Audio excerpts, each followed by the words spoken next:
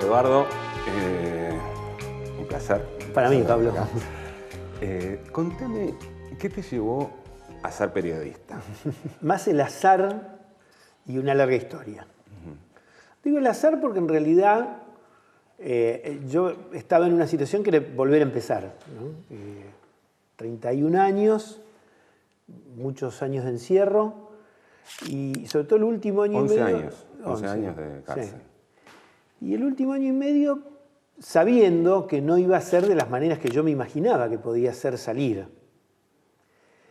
Que iba a ser ante una sociedad después de Malvinas que te iba a odiar, te iba a querer o te iba a ningunear, pero que no iba a ser volver a la clandestinidad y esas cosas. Entonces, pues yo tenía que decidir qué hacer, pero al mismo tiempo sabía que las opciones que te da la sociedad eran muy poquititas. Entonces, lo único que tenía decidido es que quería estudiar, ir a la universidad, 31 años, no era tan veterano, Claro. y quería trabajar. Y bueno, y después de ensayar varios oficios terrestres, te caí en una redacción. Finalmente caíste en una redacción.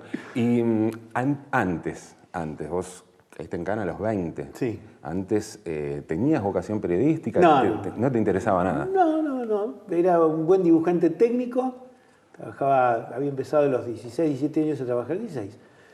A trabajar como dibujante técnico en un estudio de arquitectura y después, a raíz de eso, digamos, me ganaba la vida muy bien de chico haciendo esas cosas. ¿Y qué pasó? O sea, ¿qué referentes, qué es lo que te decidió? El azar. Pero tenías referentes en el periodismo, dijiste, Sí, quiero ser como escuchame, en la cárcel el como esta. último tiempo, escúchame, para mí oír a Liberty y a Vázquez en Radio Belgrano en el último tiempo era...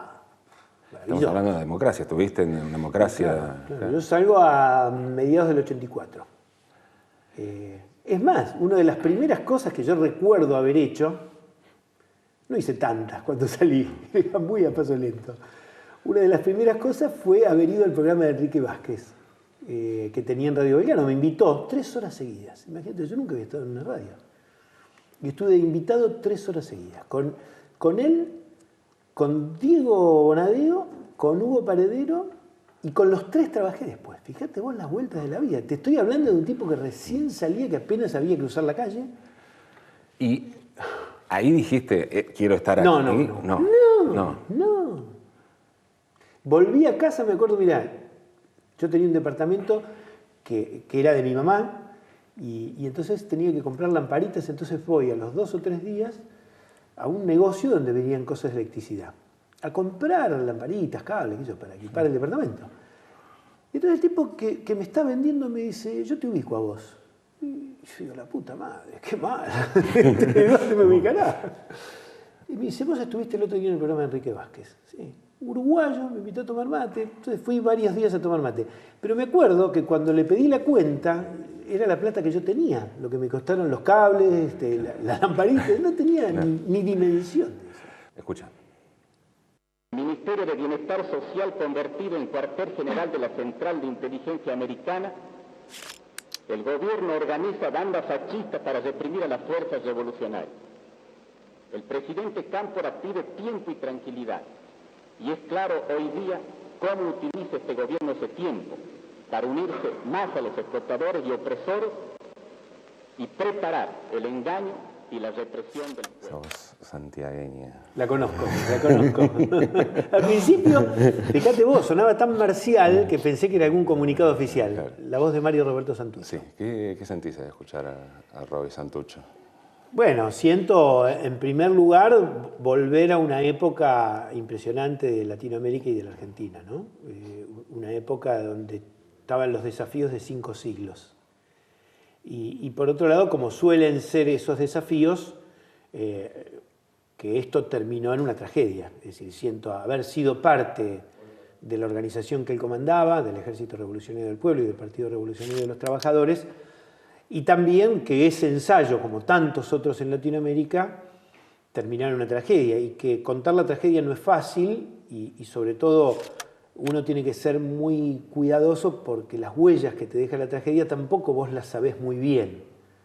Entonces, si en este momento yo digo que entonces éramos omnipotentes, te lo estoy diciendo con el día del lunes. Claro.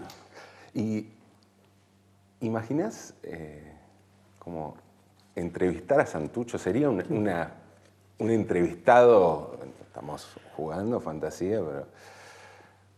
Bueno, la verdad que es una pregunta que psicológicamente me parte la cabeza, porque cuando yo, digamos, la palabra jefe no es una palabra que yo adore, y yo siento, por más que no haya tenido trato personal con él, salvo en alguna oportunidad y muy circunstancialmente, pero yo siento que era mi jefe, y entonces yo no me imagino entrevistar a mi jefe, como, no sé, como padre, qué sé yo, no sé si entrevistaría a mi padre, hablaría con mi padre. Claro. Vamos a escuchar otra. Yo pienso que los únicos que han cambiado el mundo han sido los idealistas. El más grande de todos los idealistas ha sido Jesucristo, que soñó que un día los hombres todos íbamos a dejar de ser pecadores, y dio la vida por eso. Yo creo que el que no es idealista es un cadáver viviente. Si acá no hay elecciones libres, nosotros no vamos a poder impedir que miles y miles de jóvenes ingresen los grupos. Tiene que ver con los inicios de tu militancia, ¿no? Sí, en realidad de mi vida, porque yo no lo tomé como militancia, tenía 13 años cuando lo conocí a Mujica. Me llevó una chica, Rosita Pajés Larraya, hija de Antonio Pajés Larraya, un tipo que en el desarrollismo, un literato, un tipo que bueno, pero que jugó un rol político después de la libertad, de un tipo antiperonista, pero que venía del catolicismo, ¿no? Y su hija mayor, Rosita, cuando yo entré a primer año del Buenos Aires, ella estaba en segundo. Y me dijo, vení, te voy a llevar a un lugar donde hay católicos. Yo venía de haber ido unos años al Guadalupe y después a Boy Scout de la iglesia, así que venía de eso. Pero no de los curas del tercer mundo, no tenía ni idea de lo que eran los curas del tercer mundo. Y además porque realmente empezaban a emerger ahí, 66, 67. Y, así que bueno, año 66, y me acuerdo que yo hablé con un par de compañeros de la JEC, Juventud Estudiantil Católica, y digo, bueno, me voy a tener que confesar porque hace mucho tiempo que no me confeso. Y entonces me fui a confesar con Mujica, que te confesaba con una polera negra volcada, tenía la gilena en la puerta de la parroquia. Entonces yo le conté las cosas que dice un pibe de 13 años, que te haces la paja, que miras a la vecina. No, eso no es pecado. Dice, eso no es pecado. Y me partió la cabeza. Entonces me empezó a explicar lo que era pecado respecto de no reconocerse en el otro, no querer al otro, no mirar a los pobres. Bueno, cosas que obviamente me entraron muy rápidamente, porque de algún modo lo hacía con el Evangelio en la mano, y por otro lado porque tenía un aura que era una cosa descomunal. Así que los primeros 3 años del colegio, yo los viernes, no todos los viernes lo veía Mujica, pero los viernes iba a la JEC. ¿Y cuándo te sentiste periodista? ¿Qué fue lo que te hizo sentir periodista? Lo que me hizo sentir periodista fue cuando vi en la revista Entre Todos mi primera nota. La dirigía Quito Burgos, me había llevado Pancho Provenzano, que era mi gran amigo de toda la vida, del colegio, del deporte, empezamos la militancia juntos, y como él había salido de la cárcel mucho antes y estaba en toda una rosca política, sacaban la revista Entre Todos, y yo tuve ahí la posibilidad, que Pancho me dijo, bueno, ¿querés venir acá? Sí, le dije, voy a la revista. Digo, ¿pero trabajar de periodista? No, dice, vos vení acá, trabajamos con la revista. No, si viene a la revista, me pongo a escribir. Entonces, bueno, me tomé el trabajo de aprender a escribir, me tomé como 2 o 3 meses a aprender a escribir con todos los dedos. Yo no sabía escribir a máquina. Entonces, me levantaba a las 5 de la mañana, me pasaba 2 o 3 horas. Sí. No sabía qué iba a escribir, pero tenía que escribir correctamente. Perfecto, claro, sí, eso sí. Y cuando vi mi primera nota, que fue una entrevista a Humberto Volando, que era el presidente de la Federación Agraria. Cuando vi mi primera nota, dije, bueno, listo, ya está. Ya está. Estoy en este mundo soy periodista. Me duró poco, porque la revista Entre Todos, como era época de los 2 demonios, entonces la revista Entre Todos hacía estos raros equilibrios entre, por un lado, darle el paraguas a viejos militantes o exmilitantes, y por otro lado tratar de ganar espacios de la democracia. Entonces, yo creo que decía, no, pero Anguita resta, no suma. Y yo decía, yo empecé de nuevo. Entonces, o con nombre propio o nada. Y la verdad que el nombre clandestino no me cabía en ese momento. No. Vamos a escuchar. Señores jueces, Quiero renunciar expresamente a toda pretensión de originalidad para cerrar esta requisitoria. Quiero utilizar una frase que no me pertenece, porque pertenece ya a todo el pueblo argentino. Señores jueces, nunca más. Silencio en la sala. Silencio. El fiscal Estracera, yo estuve ese día, fui a la audiencia, conmovedor. Ahora, también era conmovedor que las madres de Plaza de Mayo estaban afuera. Recordemos que los primeros años de Alfonsín, a las madres y a las abuelas se las miraba con mucho recelo, y te diría con una operación política que tenía que ver con esa dualidad que tenían los primeros años de Alfonsín. En ese momento había una valla, que era la calle Tucumán, ¿no? La calle Tucumán, que estaban enfrente las madres y las abuelas. ¿Sentís que hay una continuidad o un mismo ideal, un mismo propósito que había entre el militante y el periodista? Yo trato de separar muy cuidadosamente, porque la militancia años después, digamos, te deja pila de enseñanzas, pero te deja muchos conflictos. Sobre todo el tipo de militancia que yo tuve, con mucha clandestinidad, mucha violencia, con objetivos muy de máxima y con la certeza de que uno está vivo porque otros murieron y que uno podría haber estado en ese lote de muertos en vez del lote de vivos, ¿no? Entonces, remover pedacitos de huesos y remover las propias miserias todo el tiempo, yo a mí mismo no me lo aconsejo. Entonces, no es que haya hecho el duelo ni que haya abandonado los hábitos, por decirlo así, ¿no? Pero me parece que aquello fue tan importante en la vida de muchos y en mi propia vida que no me atrevería a meter las dos cosas en la misma bolsa. Y por otro lado, yo al principio te decía, para mí era volver a empezar. Y el desafío de volver a empezar no es renunciar a la propia identidad, sino es saber que uno tiene que hacer cosas nuevas, con metas nuevas, con métodos nuevos, con hábitos nuevos, con lenguajes nuevos, con sociabilidades nuevas, y que lo viejo va a emerger, te va a auxiliar, te va a ayudar, porque lo tenés adentro.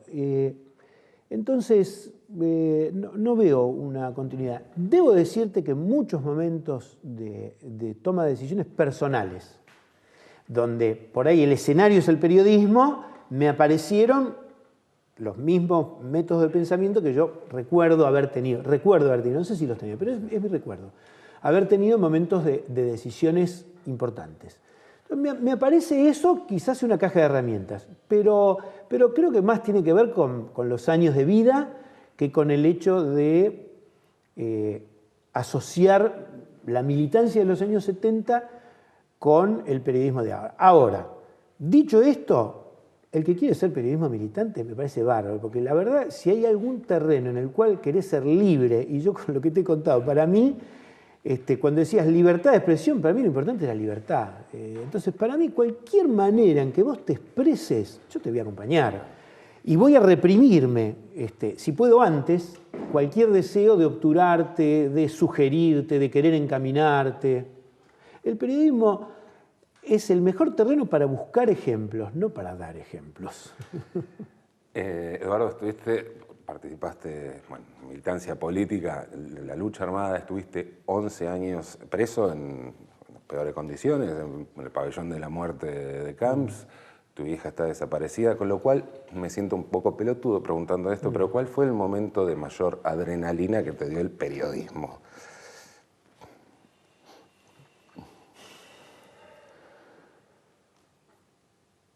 ¿Hay momentos de adrenalina para después de todo eso?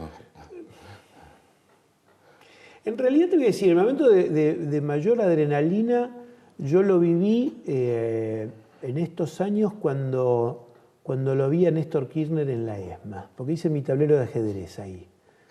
Y yo te diría, para mí, en mi registro personal, y no solamente del oficio, marzo de 2004, yo hice una composición de lugar que dije, este tipo o está detectando una fuerza que surge de abajo, ¿no? Del subsuelo de la patria, como decía Scalabrini, o está jugando 3 fichas adelante.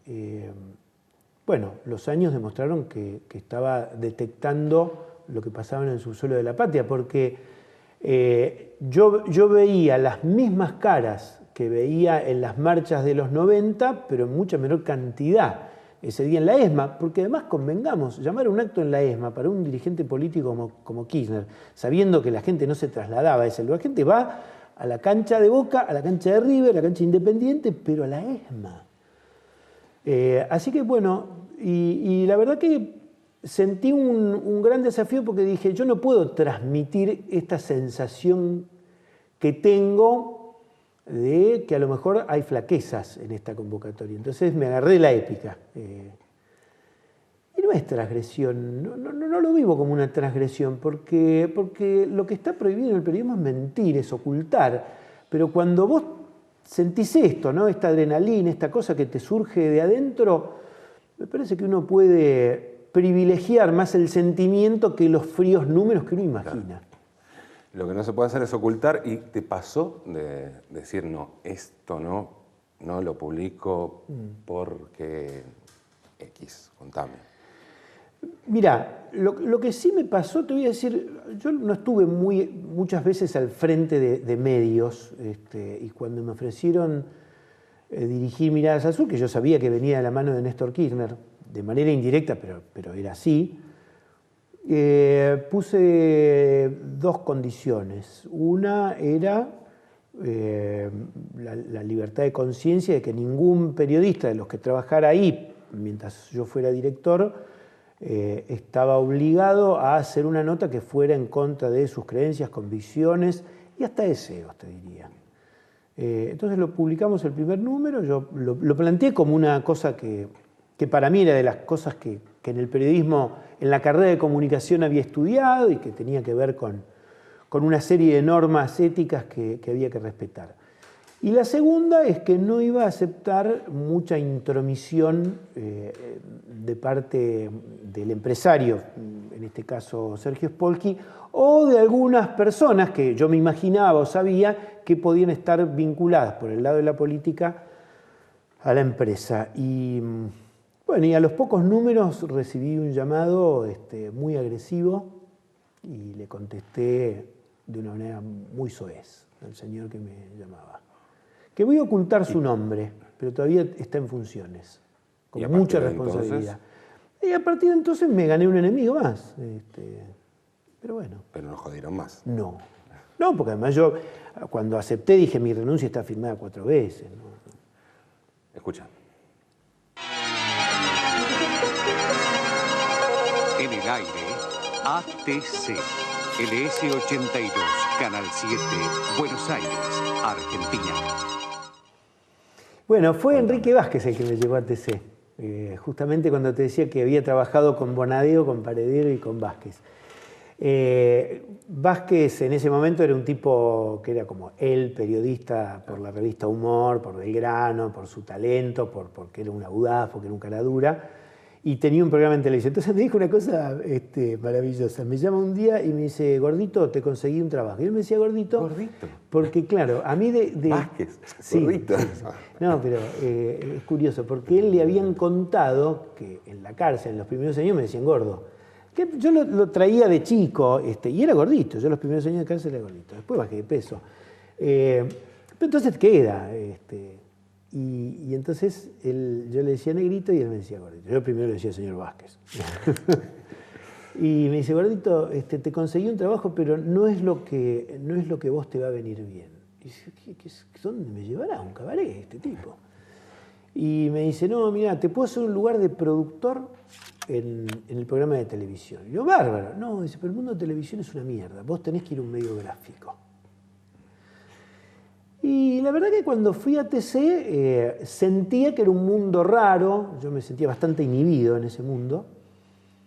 Pero me sirvió en lo personal porque, bueno, yo venía muy encerrado. Entonces, ver gente que se maquillaba, ver actrices famosas, yo trabajaba al lado de las de la Noticia Rebelde, entonces poder tratar con Ginsburg, por ejemplo, con el petizo Ginsburg, y poder hacerme amigo de él, era como, pasar un puente que uno normalmente no lo pasa, porque, bueno, por estas cosas de inhibición, cuando vos decías antes, y uno frente a muchísimas cosas en el periodismo dice, ¿cómo yo le voy a preguntar a fulano sobre literatura? Y bueno, es lo que le tenés que preguntar, literatura. A Piglia le tenés que preguntar literatura, ¿de qué le vas a preguntar?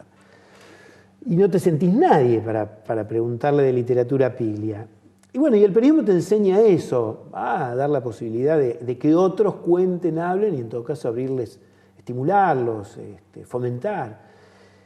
Así que me sirvió muchísimo, pero efectivamente Vázquez tenía razón. Yo tenía que, así como había hecho esa breve experiencia de Entre Todos, tenía que volver a algún medio gráfico. Y me costó muchísimo entrar a un medio gráfico.